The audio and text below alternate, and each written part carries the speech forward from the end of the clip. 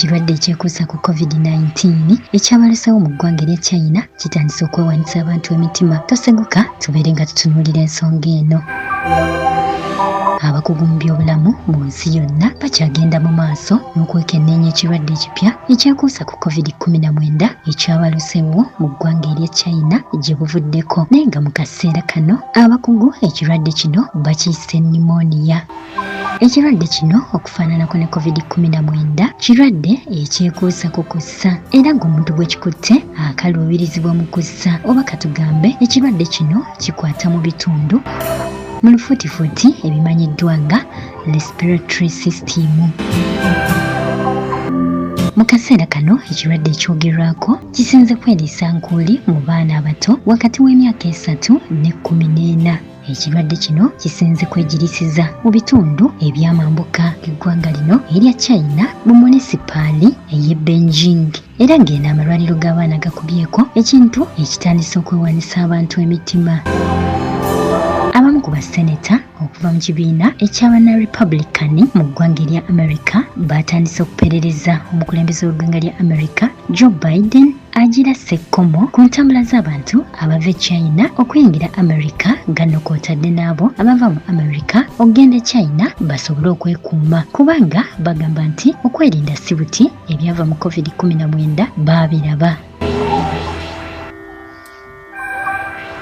Wabula okusinziira ku alipoota y'ekitongole ky'ebyobulamu mu nsi yonna World Health Organization WHO eya ssabbiiti ewedde nga basinziira ku bwino ava mu ggwanga erya China bagamba nti amalwaliro g'abaana naddala mu mambuka ga China buli kiseera geeyongera okufuna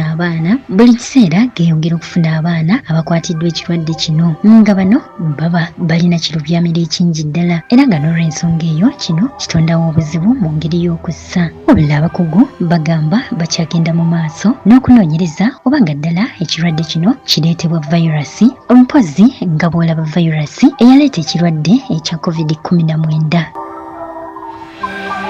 Obulwadde buno okusinziira ku bakugu mu byobulamu singa busanga eggwanga nga liri mu biseera eby'obutiti giyite winter, bagamba nti buseereza ligenda mugga, nga kale abantu basaanidde okubeera obulindaala.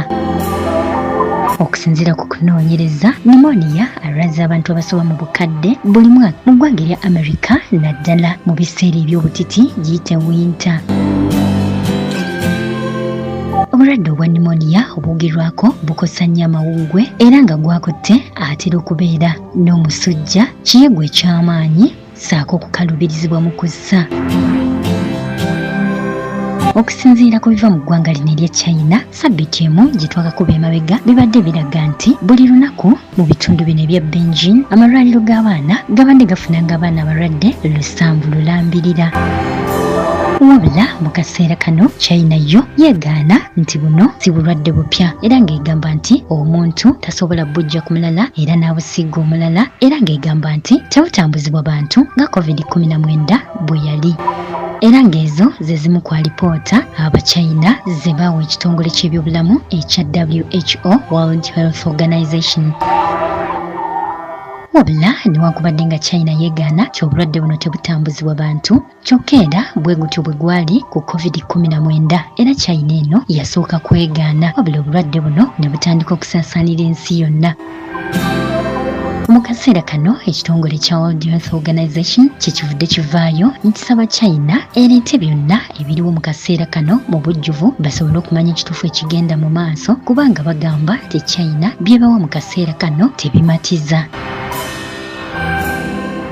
Newankubadde nga amalwaliro g'abaana naddala mu bitundu ebyamambuka ga China mu kaseera kano gakubyeko, wabula China tennavaayo kwogera ky'oba waliyo omuwendo gw'abaana abaakafa, era nga tekinnaba kutegeerekeka oba kino ekikweka bukwesi oba nga ddala waliyo abaana abaatandika okufa, kubanga mu kaseera kano amalwaliro agasinga e Beijing ag'abaana gakubyeko abaana abali mu mbeera embi nga bakwatiddwa obulwadde buno obwabaluseewo, newankubadde nga China yeegaana nti obulwadde buno si bupya.